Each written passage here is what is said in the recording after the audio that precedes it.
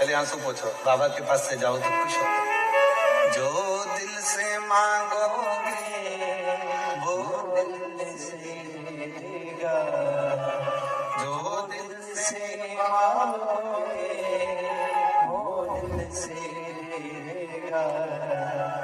वो मेर भंडारी है, खाली झोली भर देगा। वो मेर भंडारी है, खाली झोली भर देगा। मस्तक पे चंदा है, उजियारा कर देगा। मस्तक पे चंदा है, उजियारा कर देगा। मेरा भोला भंडारी है, खाली झोली भर देगा। मेरा भोला भंडारी है, खाली झोली भर देगा। मेरा भोला भंडारी है, खाली झोली भर देगा। मेरा भोला भंडारी है, खाली झोली भर देगा। जो दिल से मांगोगे वो दिल से देगा। जो दिल से मांगोगे। 30 साल के बाद बेटे की नौकरी, गाड़ी और बंगला सब बाबा ने दिया है। एक बार जोरदार ताली बजाइए। जो दिल से मांगोगे वो दिल से दे देगा। जो दिल से मांगोगे वो दिल से दे देगा। जो दिल से मांगोगे वो दिल से दे देगा। मेरा भोला भंडारी रे, खाली झोली भर देगा। मेरा भोला भंडारी है, खाली झोली भर देगा। मेरा भोला भंडारी है, खाली झोली भर देगा। मेरा भोला भंडारी है, खाली झोली भर देगा।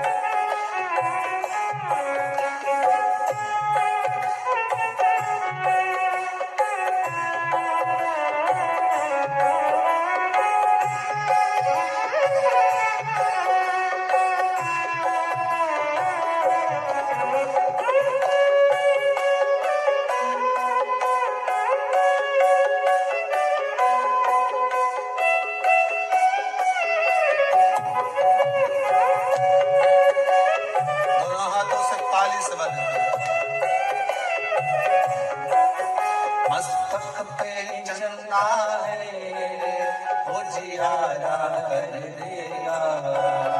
मस्तक पे चंदा है, उजियारा कर देगा। मस्तक पे चंदा है, उजियारा कर देगा। मस्तक पे चंदा है, उजियारा कर देगा।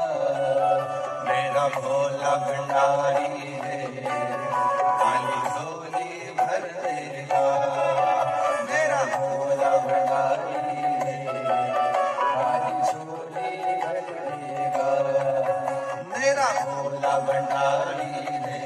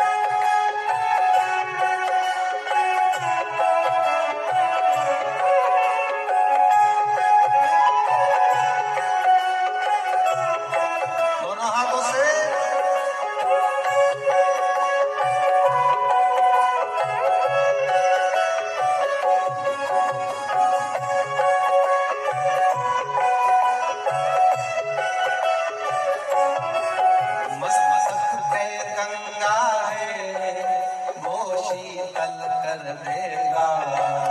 मस्तक पे गंगा है वो शीतल कर देगा। मस्तक पे गंगा है वो शीतल कर देगा। मस्तक पे गंगा है वो शीतल कर देगा। मेरा भोला भंडारी है खाली झोली भर देगा। मेरा भोला भंडारी है खाली झोली भर देगा। दिल से पूछोगे दिल से सुनेगा। जो दिल से मांगोगे वो दिल से देगा। जो दिल से मांगोगे वो दिल से देगा। मेरा भोला भंडारी है मेरा भोला भंडारी है खाली झोली भर देगा। मेरा भोला भंडारी है खाली झोली भर देगा। ओ मेरे भंडारी है खाली झोली भर देगा। ओ मेरे भंडारी है खाली झोली भर देगा।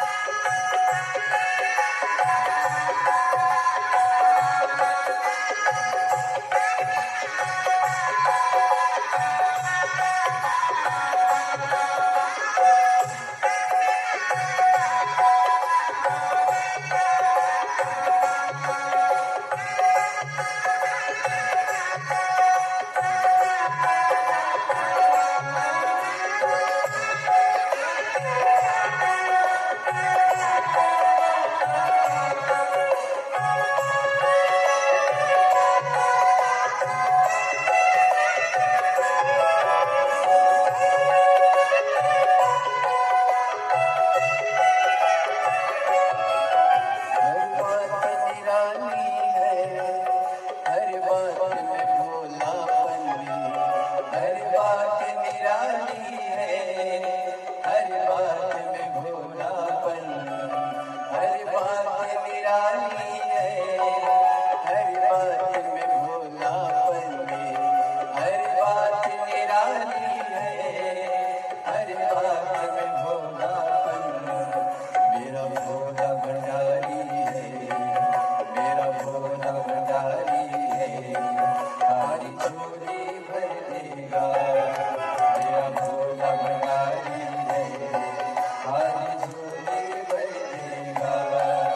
जो दिल से मांगोगे वो दिल से देगा। जो दिल से मांगोगे वो दिल से देगा। मेरा भोला भंडारी है खाली झोली भर देगा। मेरा भोला भंडारी है खाली झोली भर देगा। मेरा भोला भंडारी है खाली झोली भर देगा। जो दिल से मांगोगे वो दिल से दे देगा। जो दिल से मांगोगे वो दिल से दे देगा। मेरा भोला भंडारी है खाली झोली भर देगा। मेरा भोला भंडारी है खाली झोली भर देगा।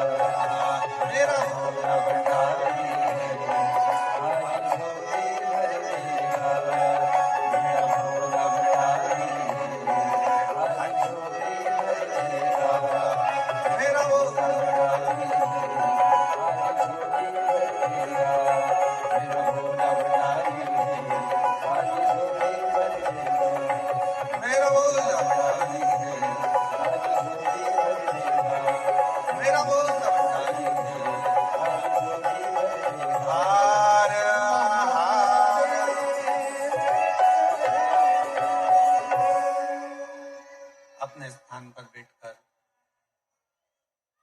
देवादिदेव महादेव को अपने मन का भाव बड़े हृदय से, दिल से बाबा को प्रार्थना करिए, विनय करिए, निवेदन करिए, बाबा को अपने मन का भाव कहिए।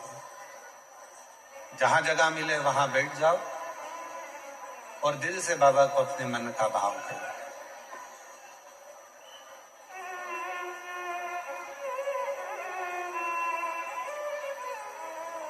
सुंदर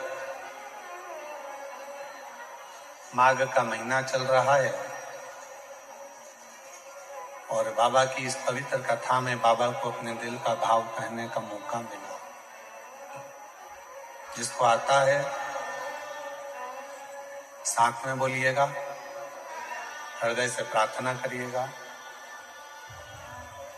बाबा को अपने मन का भाव करिए।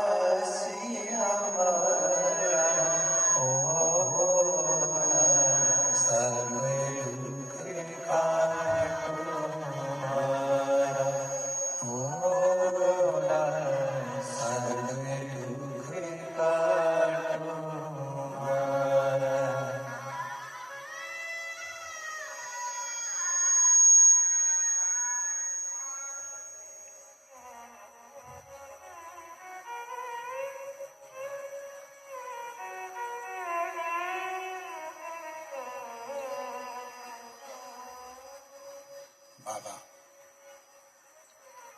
देवादिदेव महादेव, भगवान शिव गढ़दानी, त्रिकालदर्शी, कैलाशी, अविनाशी, भगवान शंकर की पवित्र कथा कर रहे हैं। शिव महापुराण की कथा वर्णन कर रही है। राजा भोज के चारों तरफ से सेना ने तैयारी कर कर राजा भोज के नगर को घेर लिया।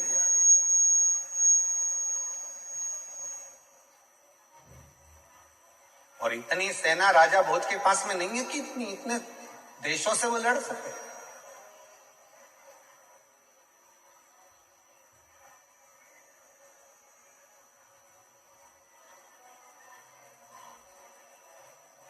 कृपा करी, संतों ने कहा शिव की आराधना करो। राजा भोज ने रतन, माणिक, मोती, हीरे, पन्ना सब शिव जी को देना प्रारंभ, भगवान शंकर को दे। और अभी कथा में कहा मेरे शंकर भगवान को रिझाने के लिए ना धन चाहिए ना दौलत चाहिए, मेरे शंकर भगवान को रिझाने के लिए ना संपदा की जरूरत है ना कोई वैभव की जरूरत है।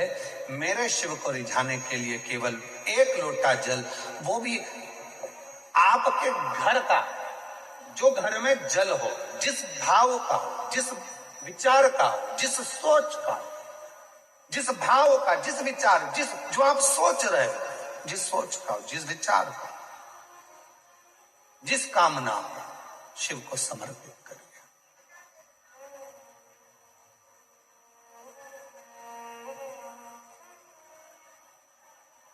क्यों नहीं सुनेगा बाबा? जो दिल से मांगोगे, बोलो बोलो, आप बोलो, वो दिल से देगा। जो दिल से मांगोगे वो दिल से देगा। मेरा भोला भंडारी है, खाली झोली भरेगा। मेरा भोला भंडारी है, खाली झोली। राजा भोज ने रतन चढ़ाए, माणिक चढ़ाए, मोती चढ़ाए, हीरे चढ़ाए, रतन आभूषण चढ़ाए, पीतांबर चढ़ाए, अंबर चढ़ाए, सब कुछ चढ़ाया, और राजा भोज के शिव प्रसन्न नहीं हुए, भगवान शंकर प्रसन्न नहीं हुए। और मेरी जीजियों, मेरे जीजाओं, मेरी बेटियों, बेटाओं, मेरे बुजुर्ग माँ बाप, याद रखना, शंकर भगवान तुम्हारे धन और वैभव से कभी प्रसन्न नहीं हो सकते। शंकर भगवान तुम्हारी सत्ता से, शंकर भगवान तुम्हारी बहुत सारी गाड़ियों से या बंगले से भगवान शंकर प्रसन्न नहीं हो सकते।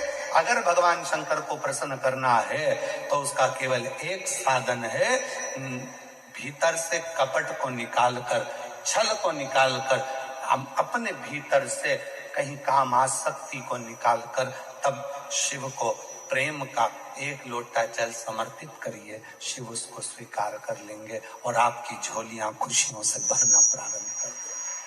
तब शिव स्वीकार। बोल बम का नारा है, हार हार, तब शिव स्वीकार करें, नहीं चाहिए उन्हें।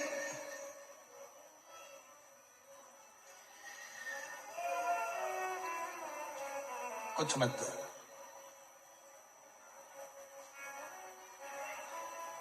अभी हमने मुंबई की कथा में कहा था कि सूरत में एक मंदिर ऐसा भी है जहां भगवान शंकर को क्या चढ़ता है? अरे जम के तो बोलो, केकड़ा। कौन कौन गए आप लोग दर्शन करने के लिए? गए हो आप लोग? अरे वाह, प्रणाम आपको, नमन। और पूरी कथा सुनाई थी उसकी,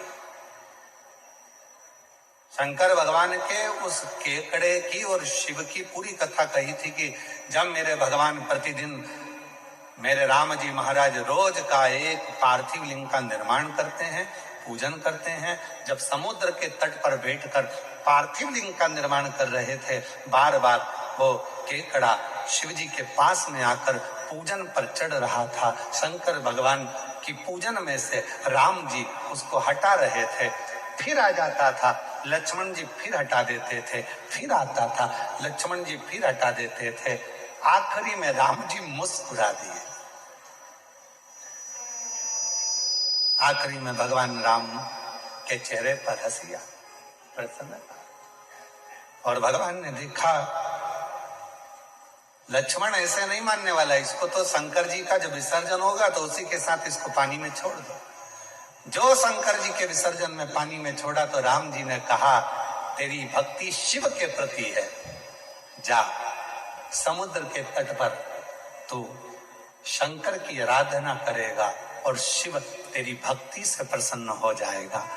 आज सूरत एक ऐसी भूमि है जहां पर शंकर भगवान के शिवलिंग पर केकड़ा आकर बैठ जाता है।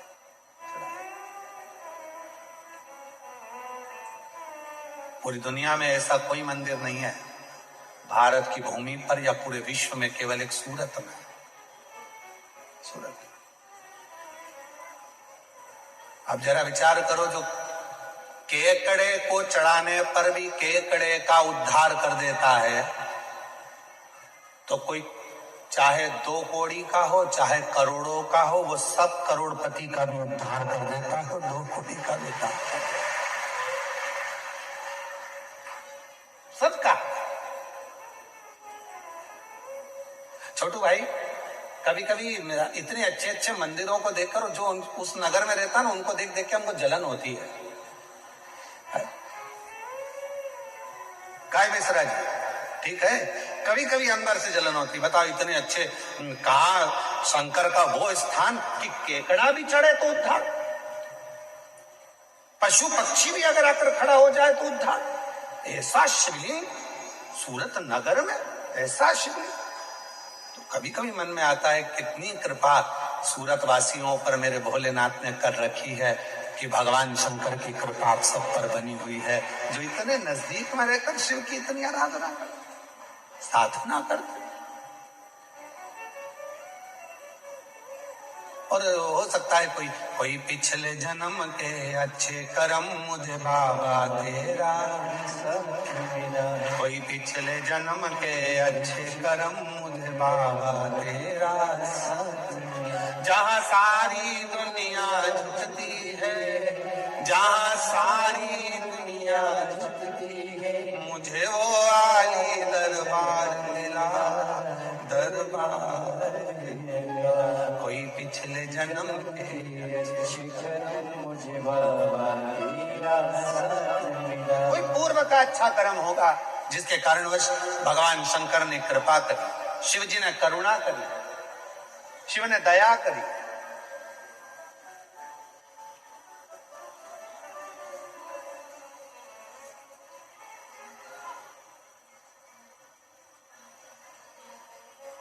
शिव कथा कर रही है, राजा भोज खूब दिया पर शिव ने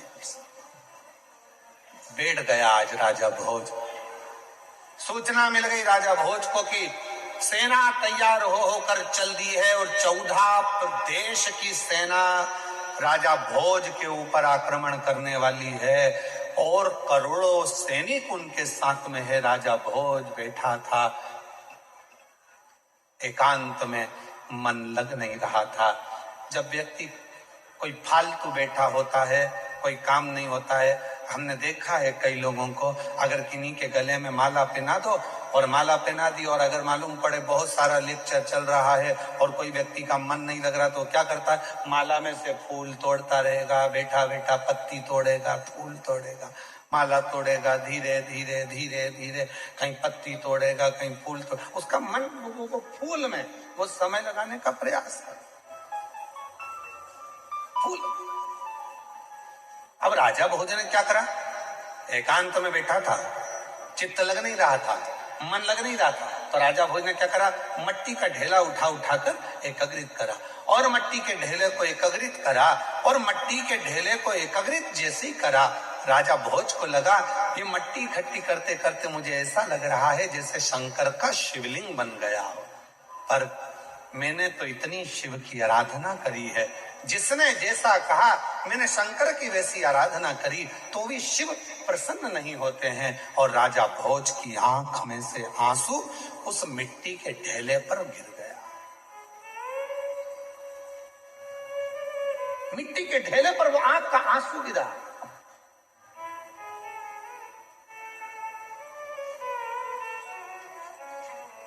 ना जाने शिव जी को जल से इतनी प्रेम क्यों है। मेरे भगवान शंकर को जल तत्व से जितना प्रेम है उतना प्रेम किसी से, इसलिए शायद शंकर भगवान ने अपने मस्तक पर गंगा को रख रखा। इसलिए शिवजी महाराज ने, भगवान शंकर ने अपनी 5 बेटियों को अपने मस्तक पर जल की धार लगाने के लिए रख रखा है। जया, विषहरा, शामली वारी, दौतली, देव। शिव जी की 5 लड़कियां ऊपर से बूंद बूंद पानी टपकाती रहती। शिव जी के ऊपर जो जलाधारी होती है, जिसमें से पानी गिरता रहता है, वो शंकर जी की 5 लड़कियां हैं, जिसमें से पानी शंकर जी के ऊपर बूंद बूंद गिरता है। 5 लड़कियों का नाम क्या है? साथ में बोलिएंगे सभी लोग। जया, विषहरा, शामली वारी, दौतली, देव। ये शंकर जी की 5 लड़की। और एक बेटी और है जिसका नाम है अशोक सुंदर। ऐसी 6 लड़कियां हैं शिव।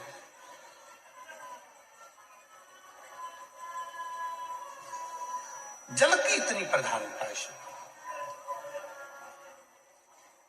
अश्रु गिरा, गिरते से ही शंकर भगवान की दृष्टि पड़ गई।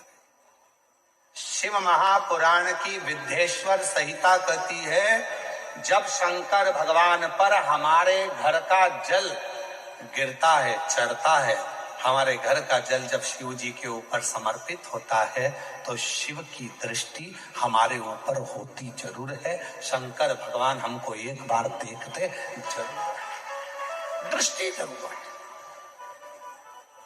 उसका प्रमाण क्या है? एक पत्र है, अच्छा है, देखिए।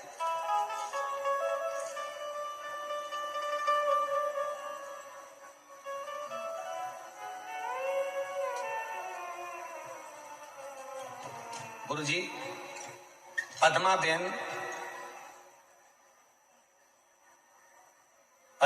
गणपतलाई प्रजापति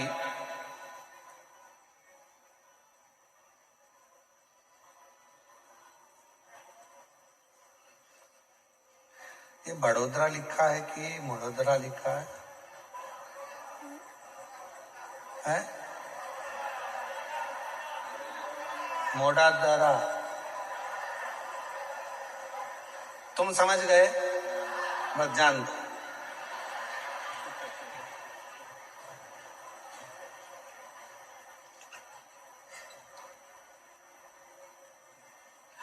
अपन तो सब गुजरात का एक साथ भाव से, बस अपन को समझ में आना चाहिए कि हाँ हाँ हम समझ लिए। पत्र तो पढ़ लेते हो ना सभी लोग साथ में?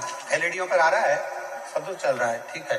तो साथ में कहीं अटके करे तो तुम भी पढ़ दिया करो, ठीक है। गुरुजी, मैं पद्माबेन गणपतलाई प्रजापति देश के प्रकाश नगर की रहने वाली, ठीक है। बाबा, मैं भोलेनाथ का क्या बखान करूं। मेरे बेटे को 3 साल से नौकरी नहीं लग रही थी।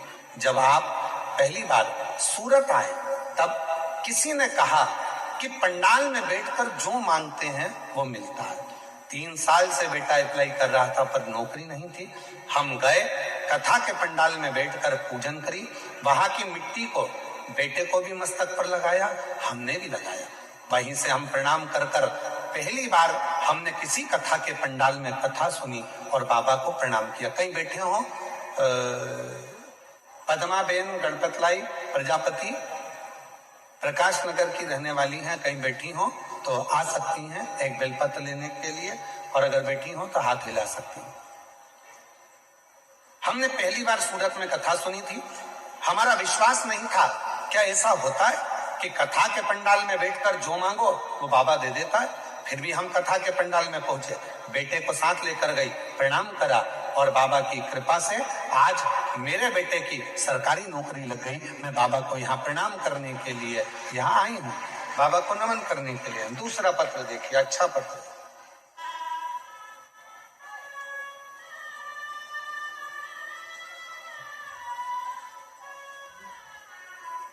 मैं वर्षा जितेंद्र पाटिल, मैं चलथान की रहने वाली है। अरे दिखाओ तो क्लोज करके, इसको क्लोज कर दो तो ये लोग पढ़ लेंगे, ठीक है। क्या लिखा है? हाँ, मतलब हम सही बोले? ठीक है, फिर तो आपके वाले हो गए। चलथान की रहने वाली हूं, मेरा मोबाइल नंबर ये है। मैं क्या गुणगान करूं गुरुदेव। बाबा भोलेनाथ की कृपा से शंकर का कंकर शंकर पूजन कर कर आई। गुरुदेव, मेरा बेटा अभिषेक जितेंद्र पाटिल। सरकारी नौकरी के लिए मैंने बाबा से प्रार्थना करी थी और बाबा ने ऐसी कृपा करी कि मेरे बेटे का सिलेक्शन इंडियन आर्मी में हो गया। मैं बाबा को यहाँ प्रणाम करने के लिए आया हूँ। गुरुदेव, मेरे एक बेटे की नौकरी लग गई, पर मन में लालच भरा गया। मैंने सोचा जब बाबा एक जगह कथा के पंडाल में सब कुछ दे सकता है तो बाबा हमारे सूरत में आया। जब सूरत में आया तो मैंने अपने दूसरे बेटे के लिए नौकरी मांगी और बाबा ने ऐसी कृपा कर दी कि मेरे बेटे का सिलेक्शन भारतीय वायुसेना के उच्च पदाधिकारी के पद पर हो गया। मैं बाबा को यहाँ प्रणाम करने के लिए आई हूँ। कहीं बैठी हो आप ही हैं, आ जाइए, आ जाओ। तीसरा पत्र, मेरा नाम सो प्रमीला बाई भानुदास मराठे, मैं सूरत की रहने वाली हूँ। कहीं बैठी हो तो हाथ हिला सकती हैं, अगर कहीं बैठी हो तो हाथ हिला सकती हैं और बेलपत्र लेने के लिए आ सकती हैं। मैं उधना 113 दत्तात्रेय नगर में रहती हूँ। मेरा बेटा वैभव भानुदास मराठे आर्मी की भर्ती की तैयारी कई सालों से कर रहा था, पर किन्हीं कारणों से उसका हो नहीं पा रहा था। बाबा की कृपा से जब सूरत की कथा हुई, मैंने पंडाल में बैठकर, जब सूरत की कथा हुई तो पंडाल में बैठकर बाबा से कहा, बाबा भोले भंडारी, मेरे बेटे का बहुत मेहनत कर रहा है, आप उससे हिम्मत दिकर और सिलेक्शन करवा दीजिए। और बाबा की ऐसी कृपा हुई, आज मेरे बेटे की इंडियन आर्मी में सिलेक्शन हो गया। मैं बाबा को यहाँ प्रणाम करने आई हूँ। उसका फोटो भी लगा रही हूँ, उसका फोटो भी लगा रही हूँ। तो ये शिव की कृपा है, शंकर की उदारता। मस्तक पर चलना है उजियारा कर देगा, मस्तक पे चलना है उजियारा कर देगा। भोले भंडारी है खाली झोली भर देगा, मेरा भोला भंडारी है खाली झोली भर देगा। बड़े ही हर्ष का विषय है। हमारे बीच में भारत सरकार के कैबिनेट मंत्री, जल शक्ति मंत्री माननीय श्री CR पाटिल जी यहाँ कथा में पधारे।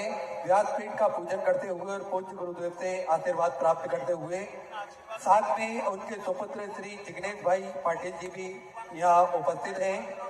साथ में विधायक महोदय आदरणीय संगीता बेन पाटिल जी भी यहाँ पधारे हुए हैं। सूरत शहर भाजपा के प्रमुख परेश भाई जी पटेल यहाँ पर उपस्थित है। एक बार सभी के लिए जोरदार ताली बजाकर स्वागत करें। मैं माननीय CR पाटिल साहब से निवेदन करूंगा कि 2 शब्द, जो सूरत नगर में लाखों शिव भक्त यहाँ आए हैं, तो उनको अपने 2 शब्द अवश्य बधाई के अवश्य दें। माननीय CR पाटिल साहब, जल शक्ति मंत्री भारत सरकार,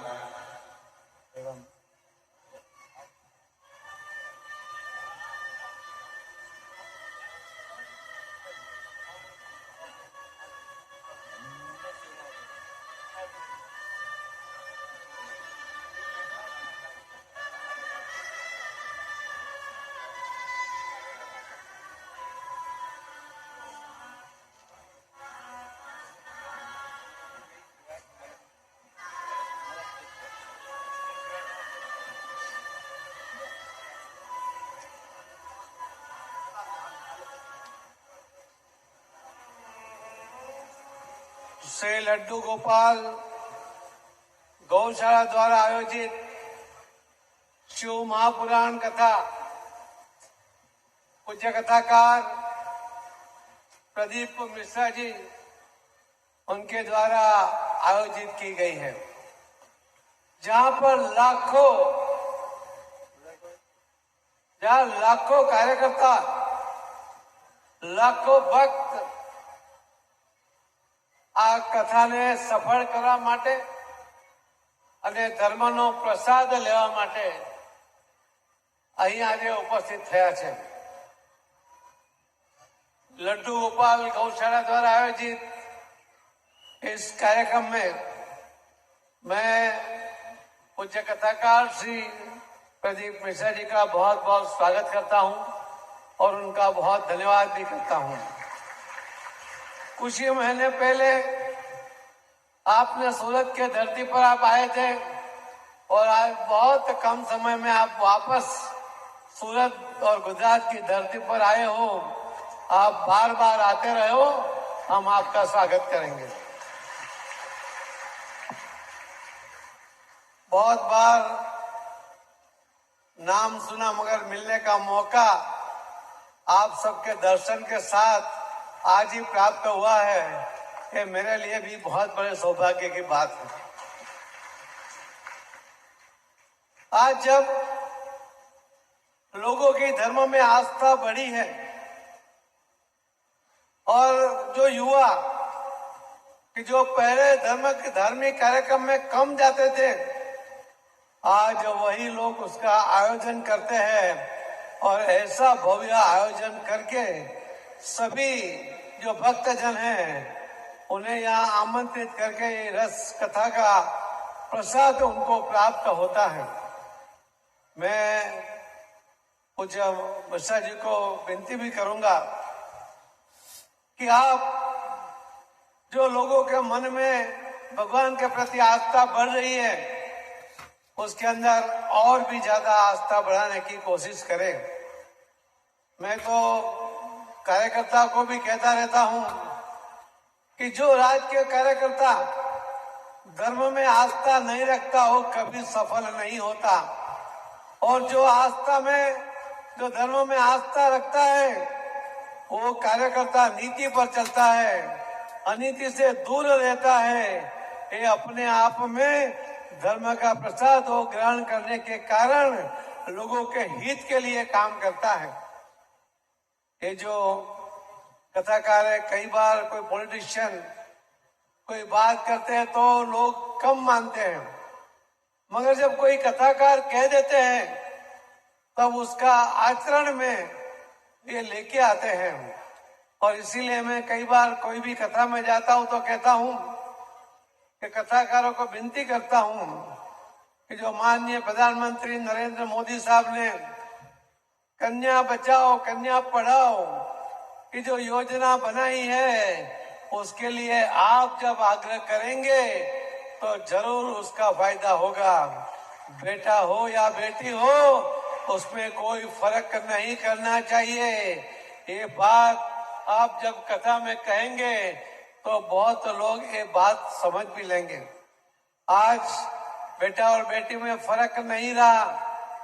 आज तो बेटियां भी बेटे से बहुत अच्छा काम भी करती है, आगे बढ़ती है, पढ़ती है, लिखती है और अलग अलग क्षेत्र में जो माननीय प्रधानमंत्री मोदी साहब ने जो अलग अलग रास्ते खोले हैं कि जहां लश्कर में या एयरफोर्स में महिलाओं को स्थान नहीं मिलता था वो द्वार भी मोदी साहब ने आज तो खोल दिए और कई महिला अप्रतिम शौर्य के साथ वहां पर भी काम करती हैं।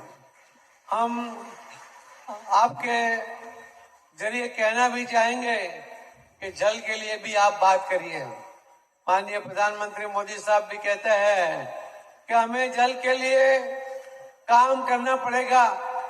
जब मोदी साहब ने सूरत में एक वर्चुअल कार्यक्रम में कहा था कि जल संचय जन भागीदारी को जन आंदोलन में परिवर्तित करना चाहिए, और इसी के कारण सिर्फ 8 महीने में 35 लाख स्ट्रक्चर सरकार का बिना एक पैसा वो बन पाया था और उसके अंदर करीब 1.6 लाख BCM पानी वो जमीन में उतार पाए। एक बहुत बड़ा प्रोजेक्ट, एक बहुत बड़ा डैम जितना पानी संग्रह करता है उतना पानी एक साल के बारिश में वो जमीन में हम उतार पाए हैं, जो आप सबके सहयोग के साथ है। मैं तो आपसे भी विनती करूंगा कि आप सुबह से शाम तक जो ग्लास में पानी पीते हैं तो थोड़ा थोड़ा पानी आप फेंक देते होंगे।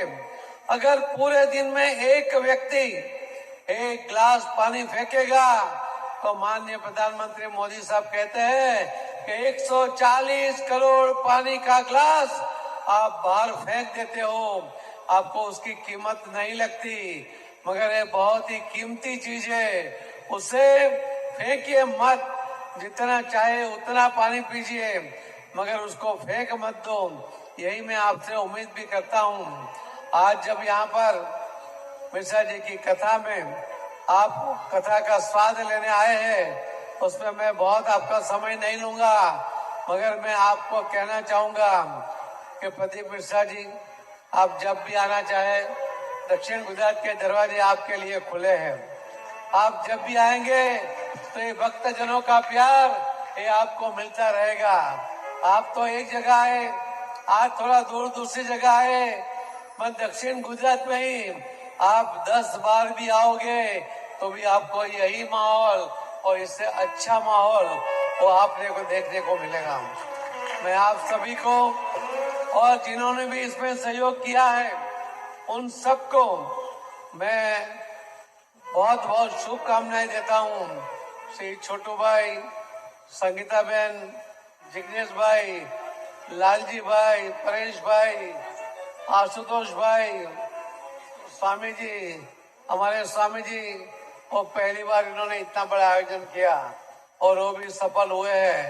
आप सबका, इन सबका आशीर्वाद आपको मिलता रहे, यही मेरी भगवान से प्रार्थना है। और मिश्रा जी, हम भी मिलते रहेंगे। इसी के साथ में मेरी बात को यहाँ विराम कर दूंगा। बहुत बहुत धन्यवाद। भारत माता की धन्यवाद। जो दिल से बहुत बहुत साधुवाद माननीय CR पाटिल साहब। भगवान शिव की अविरल भक्ति माननीय संगीता बेन पाटिल साहब विधायक महोदय एवं CR पाटिल साहब। शिव की अविरल भक्ति साधुता के साथ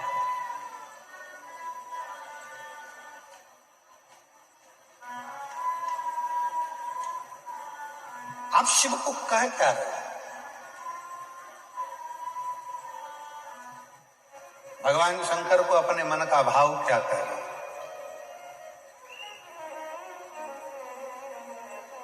भगवान शिव को अपने हृदय का भाव क्या कह रहे हैं? अभी माननीय मंत्री महोदय कह रहे थे जल के लिए, पर्यावरण के लिए। मैं उनको भी बताऊं कि हमारी विठलेश सेवा समिति कुबरेश्वर धाम सीहोर इस वर्ष जो महाशिवरात्रि आ रही है, उस महाशिवरात्रि को ग्रीन शिवरात्रि का नाम दिया है, जिसमें प्रत्येक घर से एक बेलपत्र का पौधा पूरे विश्व में लोग लगा रहे हैं और उस पौधे को रोपित कर रहे हैं। उस शिवरात्रि के दिन कहते हैं, शिवरात्रि के दिन लगाया गया पौधा हमारे घर का वंश बढ़ाता है। इसलिए महाशिवरात्रि के दिन इस ग्रीन शिवरात्रि को मनाएंगे आप और हम सब, और वृक्षारोपण कर कर पूरी पृथ्वी को हरा भरा करेंगे। और जो 12 महीने शिवरात्रि आती है, उस 12 महीने की शिवरात्रि पर उस वृक्ष को जल अवश्य चढ़ाएंगे, जिससे हमारे 12 महीने बाबा देवादिदेव महादेव की शरण में निकले और हमारा जीवन सार्थक हो। शिव तत्व कह रहा है, राजा भोज की कथा कर रही है। महाराज, मिट्टी के ढेले पर अश्रु गिर गया, राजा भोज समझ नहीं पाया, ध्यान नहीं दिया, बस दुखी थे अंदर से, नैनों से नीर बह रहा था, आंखों में से आंसू निकल रहे थे। और जब नैनों में से नीर बह रहा है, वो अश्रु जब मिट्टी के ढेले पर गिरे, तभी मेरे भगवान शिव का ध्यान गया। कई लोग कहते हैं, गुरुजी शंकर भगवान पे हम जल चढ़ाते हैं और आप कहते हो शिव जी हमारे मन की बात सुनते हैं, तो केवल जल चढ़ाने से बाबा भोलेनाथ तो मन की बात कैसे सुन लेते? केवल जल चढ़ाने से?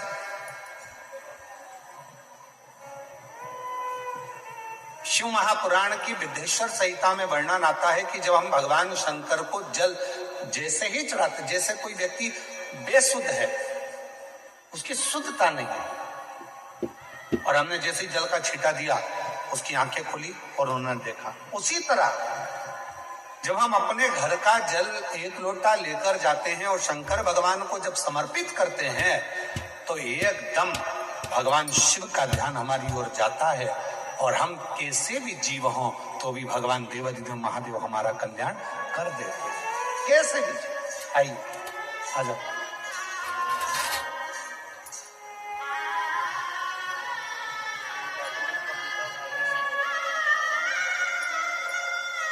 बेटे का आर्मी सिलेक्शन हुआ है, एक बार जोरदार ताली बजाएं।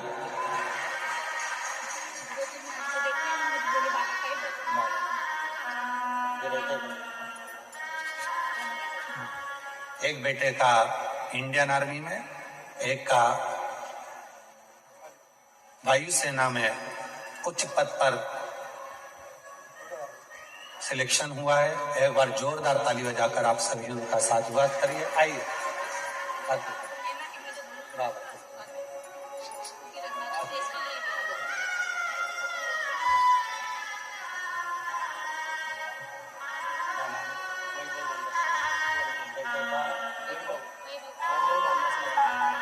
बेटे का आर्मी में सिलेक्शन हुआ है, एक बार जोरदार ताली बजाएं।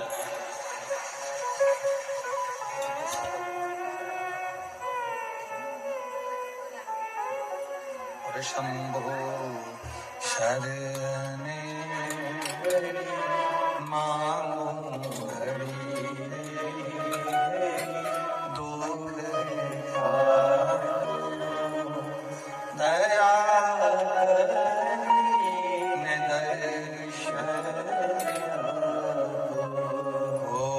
शंभु शरणे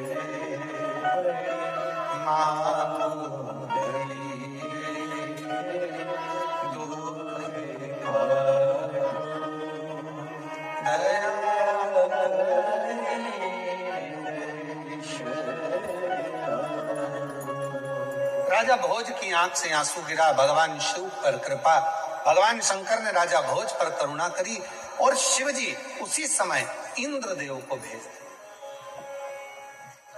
इंद्रदेव ने एक वृद्ध बूढ़े का रूप रखा और बूढ़े का रूप रखकर इंद्रदेव पहुंच गए। तुरंत राजा भोज के राजा भोज एकांत में बैठे हुए थे, आंखों से आंसू बह रहा था, मिट्टी का ढेला था। जैसे ही पहुंचते से राजा भोज को इंद्रदेव ने देखा और इंद्रदेव को देखकर तुरंत इंद्रदेव ने राजा भोज को देखा तो राजा भोज की दृष्टि जैसे ही कोई बूढ़ा है, मस्तक पर तिलक लगा है, कंधे पर यज्ञोपवीत पड़ा है, हाथ में एक लुकुटी डंडा पकड़ा हुआ है। पूछा, ए बाबा कौन हो? राजा भोज पूछ रहा है कि तुम कौन हो? आ जाओ अजय। राजा भोज पूछ रहा है तुम कौन हो?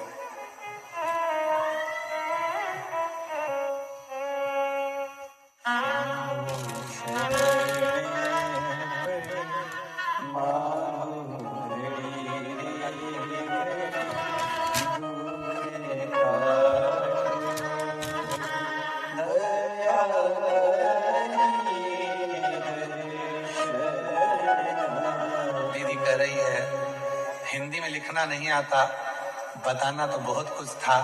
बेटे का शादी भी पक्का हो गया, सरकारी नौकरी भी लग गया और बाबा की कृपा से सब कार्य हो गया। बधाई, जोरदार ताली बजाएं एक बार। साधु पूछा, आप कौन हो? राजा भोज ने पूछा। इंद्रदेव बोले, भैया मैं ब्राह्मण हूं, यहां से निकल कर जा रहा था, आपको देखा एकांत में बैठे हुए तो पूछने आ गया कि बात क्या है। राजा भोज कुछ नहीं बोले, बस नैनों से नीर गिर रहा था। इतने में इंद्रदेव ने तुरंत कहा, राजा भोज अगर इतने दुखी हो, इतनी तकलीफ आपकी जिंदगी में है तो शिव की आराधना क्यों नहीं करते?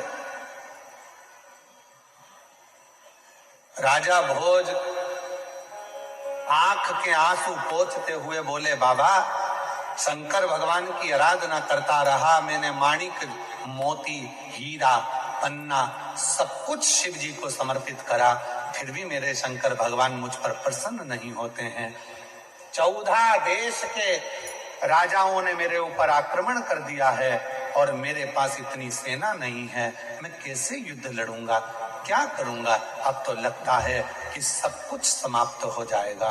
तब इंद्रदेव जो बूढ़े का रूप रखकर आए थे, उन्होंने कहा, राजा भोज, अभी तक तूने शंकर भगवान को माणिक दिए, अभी तक तूने शंकर भगवान को रतन दिए, अभी तक तूने शंकर भगवान को हीरा पन्ना दिया, अब एक काम कर, शिव जी प्रसन्न हो जाते हैं एक चुटकी भस्म से। केवल एक चुटकी भस्म तू शंकर भगवान को चढ़ा दे। क्या शिव जी को रतन नहीं चाहिए? नहीं। माणिक मोती नहीं, अंबर पीतांबर कुछ नहीं, बस शंकर भगवान को भस्म प्रिय है। क्यों प्रिय है? क्योंकि शंकर भगवान की अर्धांगिनी माता सती जब जलकर भस्म हुई थी, उस राख को मेरे शंकर भगवान ने अपने तन पर धारण कर लिया था और वो भस्म शिव को इतनी प्रिय हो गई कि दुनिया का कोई व्यक्ति एक चुटकी भस्म भी अगर शिव को चढ़ा देता है तो शंकर भगवान उसके कष्टों को, उसके दुखों को समाप्त कर देते हैं। इतनी कृपा शिव कर देते, इतनी कृपा। ठीक है, गए। राजा भोज ने एक क्षण की देरी नहीं करी, क्योंकि 14 देश की सेना चारों तरफ से आ रही थी और राजा भोज ने थोड़ी सी भस्म उठाकर भगवान देवाधिदेव महादेव को समर्पित कर दी। भस्म चढ़ी, राजा ने अपने शरीर पर 11 स्थानों पर भस्म को लगा लिया और वो भस्म लगाकर राजा भोज जब तलवार लेकर अपनी सेना को साथ लेकर चारों तरफ राज्य में जब खड़ा हो गया, शिव की ऐसी कृपा हुई कि जहां जहां मस्तक पर लगी हुई भस्म का कण गिर रहा था, जो सेना आ रही थी उसका पांव आगे बढ़ ही नहीं पा रहा था। जो सेना आ रही है उसका पांव ही नहीं बढ़ पा रहा, वो सेना आगे ही नहीं बढ़ पा रही। 14 देश के राजा हार कर चले गए। राजा भोज बैठे थे, आज देवाधिदेव महादेव को साधुवाद देने लगे, बाबा इतने बड़ी सेना को हराना ये किसी के बस की बात नहीं है, पर बाबा अगर इतनी बड़ी सेना को अगर हराया है और इतना बड़ा विजय अगर मुझे प्रदान करी है तो केवल वो तुम्हारे भस्म ने करी है, केवल तुम्हारे भस्म। इसलिए मेरी जीजियों, कभी कभी जब आपको ऐसा लगने लगे कि बहुत अकेली हूं,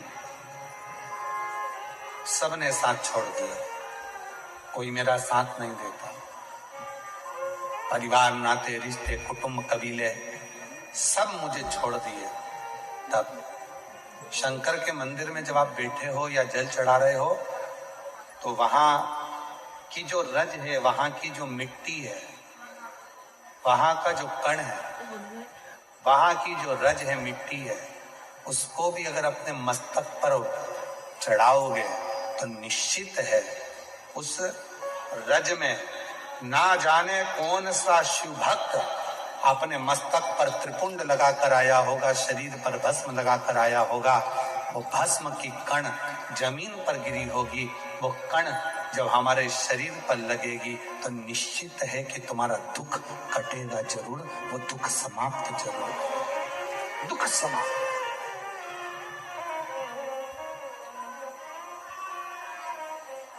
वो भस्म चपटी भभूत में है खजाना, जो तन पर भस्म चढ़ रही है। भगवान हुआ क्या, शिव महापुराण में महत्तम में वर्णन आता है, एक देवराज नामक का ब्राह्मण जो कभी ब्राह्मण कुल में रहने के बाद भी ब्राह्मण कर्म नहीं कर पाया, जिसने कभी ना वेद पढ़ा, ना शास्त्र पढ़ा, ना कोई क्रम करा, ना कोई पाठ पूजन करी, ना कभी शंकर के मंदिर में गया, फिर भी वो देवराज मरा तो उसको लेने के लिए देवाधिदेव महादेव आ गए और नंदी पर बिठाकर लेकर गए।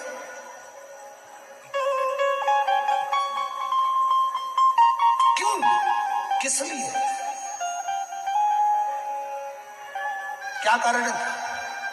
केवल एक कारण, देवराज नाम के ब्राह्मण की माता शिव के मंदिर में जाती थी, शंकर के मंदिर में झाड़ू लगाती थी, शंकर के मंदिर में पोछा लगाती थी, शंकर के मंदिर में जल चढ़ाती थी, शंकर के मंदिर में जाकर आराधना करती थी। और वो देवराज नाम का ब्राह्मण जो ब्राह्मण कुल में जन्मा था, ब्राह्मण के घर में जन्म लेने के बाद भी ब्राह्मण कर्म नहीं कर पाया, ब्राह्मण कर्म से वंचित रह गया, चोरी करता, घर में अच्छी पत्नी थी, बच्चे थे, कुटुंब था, इसके बाद भी पर स्त्री का गमन करने गया और एक दूसरी स्त्री के कहने पर रानी के गले का हार चुरा कर लेकर आ गया।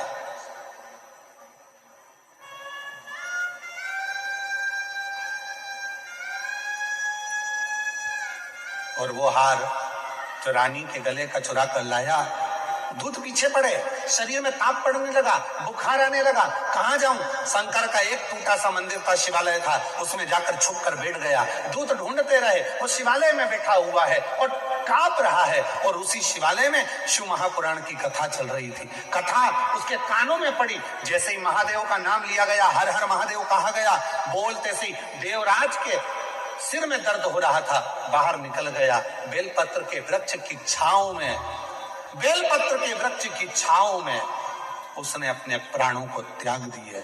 और जैसे ही प्राण त्यागे, मेरे ओ घरदानी उसको नंदी पर बिठाकर ले जा रहे हैं। देवराज ने प्रश्न कर दिया कि मेरे जैसा पापी जिसने ना कभी भजन करा, ना संकीर्तन करा, ना कीर्तन करा, ना मंदिर में जल चढ़ाया, ना कभी मंदिर में दीप जलाया, ना कभी मंदिर में आराधना करी, ना मंदिर में कभी साधना करी, ना मैंने कोई मंत्र पढ़ा, ना वेद पढ़ा, ना शास्त्र पढ़ा, और मेरे जैसे पापी का उद्धार आपने कर दिया, ऐसा मैंने करा क्या? तब भगवान देवाधिदेव महादेव ने डमरू का नाद कर कर कहा, देवराज तूने कुछ नहीं करा, पर तेरी माता मंदिर जाती थी, जल चढ़ाती थी, और जब घर आती थी उसके शरीर में, उसके कपड़ों में, उसके शरीर में मंदिर की मिट्टी, मंदिर की रज, मंदिर का जल उसके शरीर में लग जाता था। और वो जब घर आती थी, वो रज उसके घर में चारों तरफ फैल जाती थी। उस रज के छूने से तेरी बुद्धि सही हो गई और तू चोरी का धन लेकर भी शंकर के मंदिर में चले गया और वहां तेरा उद्धार हो गया। वो रज में इतनी महत्व था, वो रज में इतनी महत्व था। वो रज कोई साधारण है? इधर का हमको नहीं मालूम गुजरात का, पर हमारे मध्य प्रदेश में एक नियम है, मिश्रा जी उत्तर प्रदेश में भी नियम है।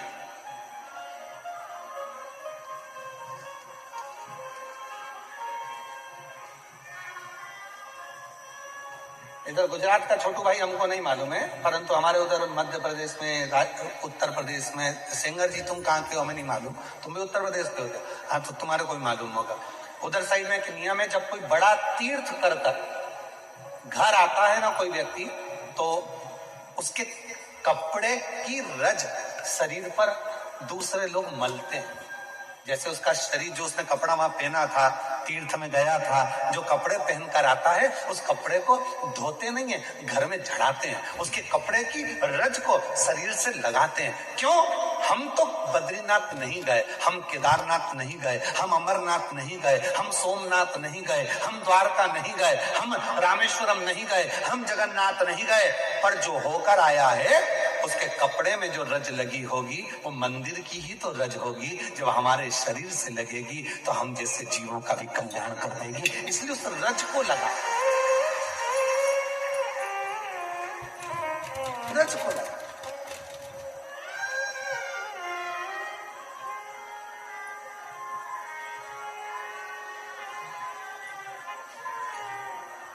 कोई बहुत बड़े, कोई गमी में गया, दुख में गया, हॉस्पिटल गया, तो उसके कपड़ों को धो दिया जाता है। और कोई तीर्थ गया, कोई तीर्थ गया, कोई भगवान की विरल भक्ति करने गया, उसके कपड़ों को धोते नहीं, उसके कपड़ों को तो झड़ाते, पूरे घर के अंदर उसको झटकारा जाता है कि इसके शरीर में जो कण लगा है, इसके शरीर में जो तीर्थ की रज लगी है, वो रज हमारे जीव को, हमको प्राप्त हो।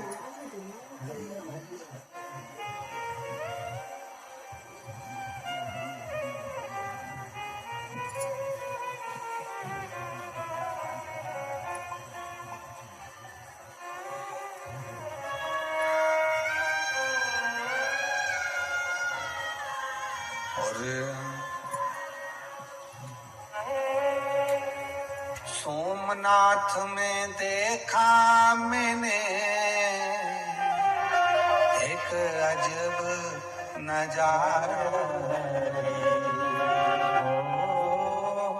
सोमनाथ में देखा मैंने एक अजब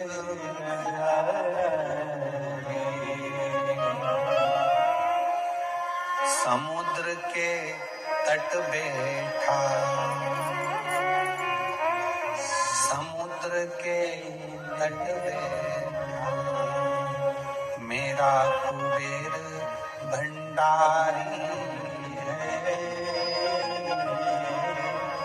समुद्र के तट बैठा मेरा कुबेर भंडारी।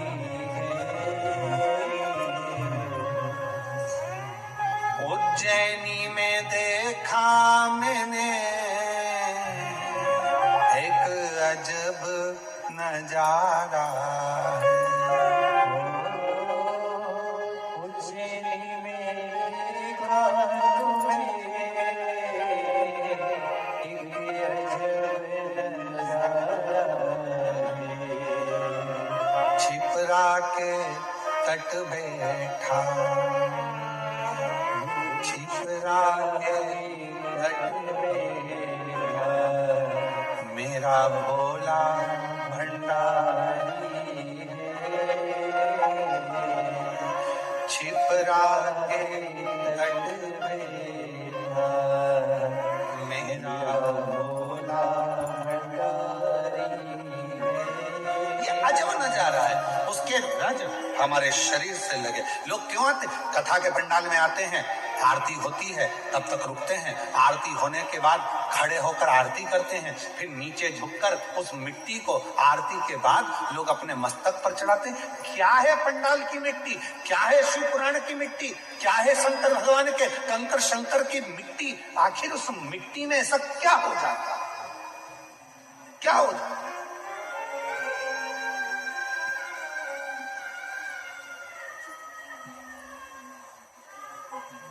पच्चीस 30 साल तक औलाद नहीं हुई, लगा ली मिट्टी गर्भ से।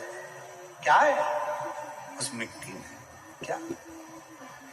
देवराज तर गया उस मिट्टी से।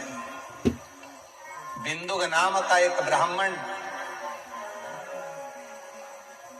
पत्नी का नाम चंचुला था, पानी में डूबकर मर गया था, प्रेत योनि में पड़ गया था। मुक्ति कैसे हो? चंचुला देवी ने तुमरुका जी से शिव पुराण कथा करने को कहा। तुमरुका जी ने कथा कहने का तैयारी करी। ईश्वर जी गोरा जी बनकर शिव पार्वती पहुंचे उस कथा के यजमान बनने के, यजमान बने स्वयं शंकर और पार्वती, स्वयं शिव और शक्ति। क्या है ऐसा शिव जो सहजता में जीव तर जाता है? राजा भोज की कथा में जैसे वर्णन आया कि अश्रु गिरे, शिव प्रसन्न हुए, त्रिपुंड लगाया भस्म का चारों तरफ, घूमा तो चारों तरफ शंकर की सेना खड़ी हो गई चारों तरफ। मेरी जीजियों, मेरे जीजाओं, मेरी बेटियों, बेटाओं, मेरे बुजुर्ग माँ बाप, याद रखना, शंकर भगवान के मंदिर में नित्य जाइए, शिव के मंदिर में रोज एक लोटा जल चढ़ाइए। और अगर मंदिर के अंदर भी प्रवेश ना कर पाओ तो मंदिर के शिखर का दर्शन कर लीजिए, और इतना भी ना कर पाओ तो जहां शंकर का मंदिर है उसके सामने से निकल कर चले जाओ, तो हो सकता है हवा चलेगी, धूल उड़ेगी, और कोई भक्त शंकर के मंदिर से निकल कर गया होगा तो शिव के मंदिर की धूल हमारे शरीर पर चढ़ेगी तो हमारा भी उद्धार हो जाएगा, उस रज से हमारी मुक्ति हो जाएगी। वो रज कृपा कर जाए, वो जल की मूलता। एक भस्म का त्रिपुंड राजा भोज को बचा लेता है, और वही कथा यहाँ कह रही है कि ईसर जी गोरा जी पधार रहे हैं। जोरदार ताली बजाकर स्वागत करें ईसर जी गोरा जी का। ईसर जी गोरा जी शिव महापुराण के कथा के यजमान बनते हैं। भगवान देवाधिदेव महादेव की पवित्र कथा प्रारंभ होती है। बिंदु प्रेत योनि में पड़ा हुआ इस कथा का लाभ लेता है। चंचुला देवी तुमरुका जी के मुख से कथा को श्रवण करती हैं, और भगवान ईसर गोरा शिव पार्वती भगवान सुंदर ठाट के साथ में शिव महापुराण के यजमान पद ग्रहण करते हैं। आज कथा का प्रथम दिवस यहाँ सूरत नगर में जो कथा चल रही है, आज पहले दिन की कथा यहाँ विराम ले रही है, और कल कथा का द्वितीय दिवस रहेगा। 2 बजे से 5 बजे तक ये कथाओं का क्रम रहेगा। भाव से श्रवण करें और अपने जीवन को सार्थक करें। ये कथा 10 जनवरी तक चलेगी, 2 बजे से 5 बजे तक।